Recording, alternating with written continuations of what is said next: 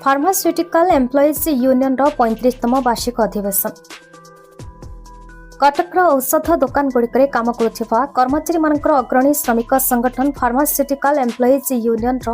35तम वार्षिक सम्मेलन कटक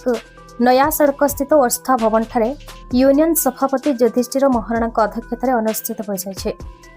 यह सम्मेलन में विशिष्ट श्रमिक नेता प्रदीप कुमार सिन्हा मुख्य अतिथि भाव मुख्य वक्ता ओसिआर पूर्वतन सभापति जगत पल्लव पट्टनायक ओसिआर सभापति राणा चटर्जी सम्मानित अतिथि रूपे जोगदे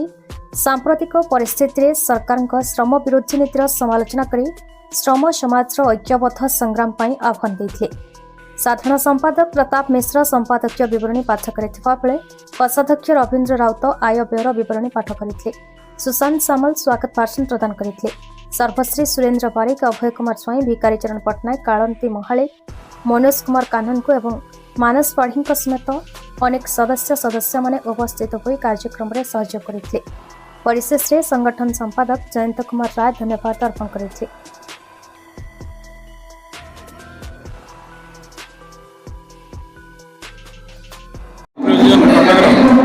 ऑर्गेनाइज सेक्रेटरी अच्छी आमर आज 35तम वार्षिक सम्मेलन पुस्तक भवन नया सड़क पालन होती अवसर में आमर बहुत समस्या नहीं आम संगठन गाती करुँच आम संगठन आज आलोचना विषय आलोचना होमर जो पिला प्रोविडेंट फंड ईपीएफ ईएसआई कौन प्रकार लागू करा बहुत समस्या रोचे जो मैंने आम कार्यकर्ता जो कर्मकर्ता जाऊँच लाइन रे जाऊँच मेडिसिन हो कि मेडिसिन लाइन जाऊँच से कौन एक्सीडेंट है कि कौन चोरी फरी डकायती है से कौन मालिक मैंने बुझुना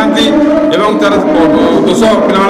पे तार निरापत्ता आम मालिक मान प्लस आम सरकार पाखे दाबी करूँ ईएसआई ईपीएफ प्रोविडेंट फंड आम मालिक मान पाखे प्लस आम सरकार पाखे दाबी करूँ तार किसी समाधान करने जो भाव में अणसंहित क्षेत्र में कार्य करने नवेदन करुँ दाबी करुँ आम कर्मचारी मान प्रोविडेंट फंड ईएसआई एवं ग्रेच्युटी कंपनसेशन प्लस आमर जो पीपीएफ ईएसआई एवं जो बीमा तापर आमर जो गठन करने आम सरकार पर दाबी करूँ निरापत्ता गोटे किसी संगठन दाबी कर कार्यकारी सभापति निहारानंद दास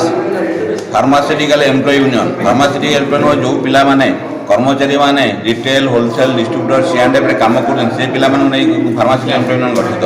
आज 35 वर्ष आम आर अधिवेशन करूँ किंतु आम फार्मास्यूटिकल एम्प्लॉय 40-45 वर्ष यूनियन 35 वर्ष आज साधारण जो अधिवेशन होती अधिवेशन में आम आपण द्वारा दाबी रखुचु फार्मास्यूटिकल सेक्टर में काम कर पिला कौन निरापत्ता ना कौन सुविधा सरकार दौना तेणु सरकार सुविधा देवाई आज आम संगठन होम एकत्रित हो परवर्ती समय आम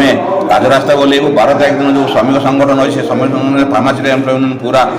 सहयोग कर 12 तारीख दिन सहयोग कलापर जदि सरकार आमर कौन दाबी पूरण न करे आम राजरास्ता बोलेबू और दरकार पड़े कटक बंद करूँ औषध सप्लाई जदि आम बंद करूँ आज आम बड़ मेडिकल आरंभ कर समस्त मेडिकल औषध पहुँची पारबनी कि सरकार बुझुना आम छोटिया कम कले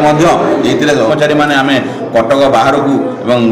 हेडक्वार्टर बाहर को जाऊँ मेडिसिन सप्लाई कर पैसा नहीं आसर भल मंद सरकार बुझुना काली सकाल एक्सीडेंट हो